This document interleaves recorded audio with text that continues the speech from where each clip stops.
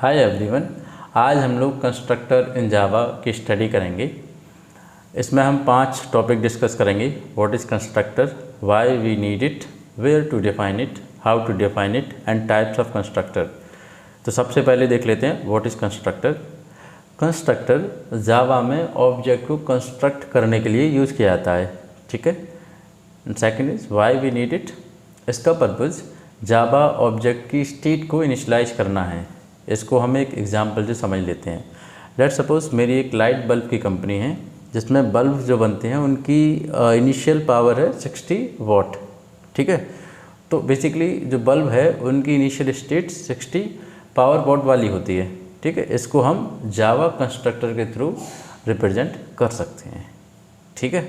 इसको बाद में इंटेलिजेबल करके भी देख लेंगे। Third is where to define it. Constructor का जो प्लेस होता है वो जावा क्लास के अंदर होता है, ठीक है। क्लास के जो स्कोप है उसके अंदर ही इसको हम डिफ़ाइन कर सकते हैं। Fourth is how to define it. इसको एक एग्जांपल से देख लेते हैं। तो उसके लिए इंटेलिजेबल पे चलते हैं। इंटेलिजेबल पे मैंने मेन क्लास बना रखी है और मेन क्लास के अंदर मेन मेथड है जहाँ से एग्जीक्यूशन स्टार्ट होगा, ठीक। लाइट बल्ब एक दूसरी क्लास है जिसमें हम कंस्ट्रक्टर का डिक्लेरेशन और यूज़ जो है देखेंगे, ठीक है। तो लाइट बल्ब एक क्लास है, इसके अंदर हमें कंस्ट्रक्टर डिफ़ाइन करना है।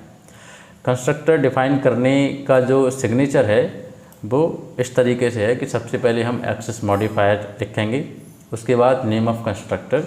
नेम ऑफ़ कंस्ट्रक्टर वही होगा जो आपका क्लास का नाम है।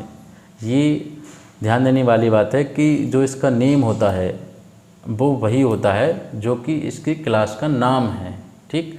तो लाइट बल्ब के केस में इसका नाम क्या होगा कंस्ट्रक्टर का, लाइट बल्ब। अगर क्लास XYZ है तो उसका कंस्ट्रक्टर का नाम क्या होगा, XYZ, ठीक। इसके बाद थ्रोज एक्सेप्शन, ये ऑप्शनल है। अगर ये कंस्ट्रक्टर कोई भी एक्सेप्शन को थ्रो करता है तो इसमें हम थ्रोज क्लॉज डिक्लेयर कर देते हैं। इसके बाद open parenthesis and close parenthesis के बीच में कंस्ट्रक्टर की बॉडी आती है, ठीक है। अब इस क्लास के कंस्ट्रक्टर को डिफाइन करके देख लेते हैं, ठीक। तो इसको लिख लेते हैं पब्लिक। एक्सेस मॉडिफायर ले लिया मैंने पब्लिक, इसका नाम क्या होगा, लाइट बल्ब, ठीक। और उसके बाद इसकी बॉडी शुरू यहाँ से हुई और यहाँ पे एंड हो गया, ठीक है। अब इसका ऑब्जेक्ट बना के देख लेते हैं। ये लाइट बल्ब है, इसका हमारा ऑब्जेक्ट बन गया है, ठीक है। ये लाइट बल्ब का ऑब्जेक्ट बन गया है और इसका रेफरेंस लाइट बल्ब में असाइन हो गया है, ठीक।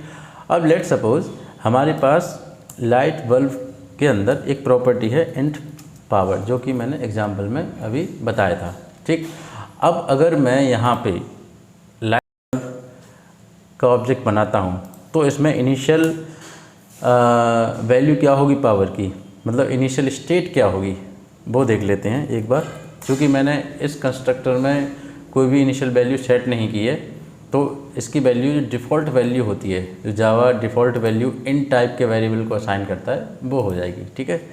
तो एक बार इसको प्रिंट करा के भी देख लेते हैं, लाइट बल्ब डॉट पावर। अगर मैं इसको रन कराता हूँ तो इसकी वैल्यू 0 है, ठीक है। अब हमारी अगर रिक्वायरमेंट ये है कि इसकी इनिशियल वैल्यू 60 होनी चाहिए, जैसा कि मैंने एग्जाम्पल में बताया था। तो जो कंस्ट्रक्टर है इसका एक दूसरा टाइप भी होता है, ठीक है। इस टाइप को हम बोलते हैं डिफ़ॉल्ट कंस्ट्रक्टर, ठीक। मतलब जिसमें कोई आर्ग्यूमेंट, जिसमें कोई भी चीज़ पास नहीं होती, ठीक है। आर्ग्यूमेंट पास करना और उसकी वैल्यू को मॉडिफाई या फिर कोई भी ऑपरेशन करना, ये हम बाद की किसी क्लास में देखेंगे।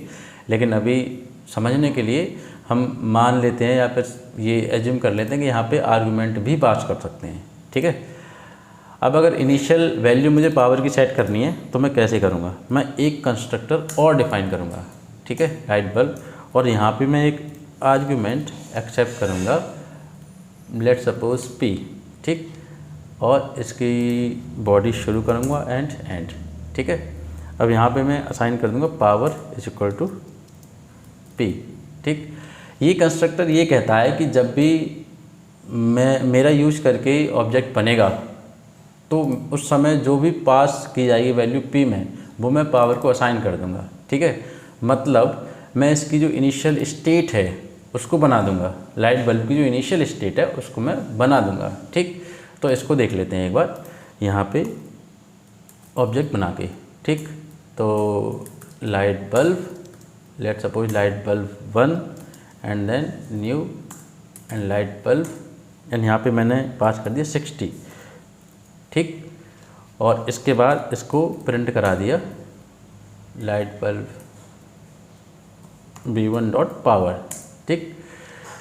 तो यहाँ पे जो लाइट बल्ब है, ये जो ऑब्जेक्ट है वो डिफ़ॉल्ट कंस्ट्रक्टर का यूज करके बना है, इसलिए यहाँ पे पावर की वैल्यू हो गई 0। लेकिन यहाँ पे जो बना है वो एक ऐसी कंस्ट्रक्टर का यूज करके बना है जिसमें हमने आर्गुमेंट पास किया है, और ये आर्गुमेंट क्या करता है, ये पावर की जो वैल्यू है वो वही होगी जो हमने आर्गुमेंट में पास किया है, मतलब 60, ठीक। तो इस केस में ये क्या प्रिंट करेगा 60, और इस केस में क्या प्रिंट करेगा 0। तो देख लेते हैं इसको रन करा के, 0 और 60, ठीक है।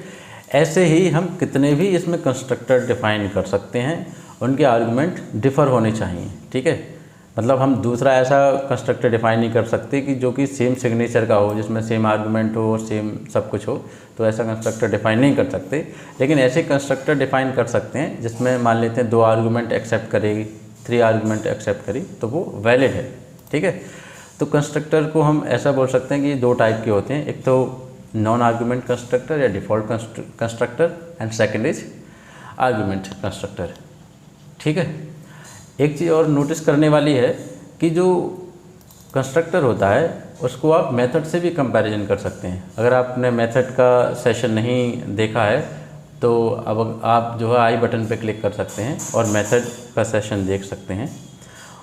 उसको इससे कंपैरिजन करने पे ये आपको पता चलेगा कि कुछ डिफरेंसेस हैं, जैसे कंस्ट्रक्टर का नाम क्लास का नाम ही होना चाहिए, बट मेथड के केस में मेथड का नाम कुछ भी हो सकता है, ठीक।